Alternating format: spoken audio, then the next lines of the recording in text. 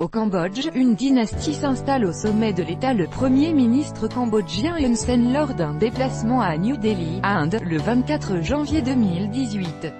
Reuters, Adnan Abidi au Cambodge, les élections législatives ont lieu le 29 juillet. Après la dissolution contestée du principal parti d'opposition, CNRP, en novembre, le parti du Premier ministre Hun Sen semble presque certain de l'emporter. Et alors que deux généraux abandonnent leurs fonctions pour se présenter aux élections, celui qui reprend leur poste n'est autre que l'un des trois fils du Premier ministre. Samedi dernier, un Manet a été officiellement promu chef de l'état-major par intérim et commandant du quartier général de l'armée. Pour remplir ses fonctions, le fils aîné de Hun Sen doit être élevé au grade de général 4 étoiles. Déjà chef de l'unité antiterroriste et commandant adjoint de l'unité de garde du corps de son père, un Manet remplace les généraux Meas Sofa et Kun Kim, tous deux candidats aux élections législatives.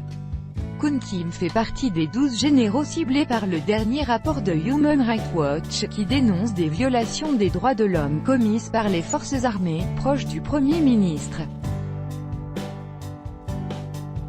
Dynastie pour le ministère de la Défense, la promotion d'un Manet n'a rien d'étrange et se fait au mérite. Mais pour certains analystes, c'est un signe de la volonté du Premier ministre d'installer une dynastie pour l'appuyer à la tête de l'État. Lire Cambodge, les élections législatives se préparent sous tension. Ses autres fils occupent aussi des fonctions importantes. Un Mani est en charge des services de renseignement militaire et un Mani contrôle le mouvement de jeunesse du parti au pouvoir. Quant à un Mana, la fille aînée de Hun Sen, elle est à la tête d'un groupe médiatique et s'occupe de plusieurs affaires familiales. Le Premier ministre en exercice depuis 33 ans ne cache pas son intention d'assurer encore au moins 2 mandats à la tête du gouvernement cambodgien.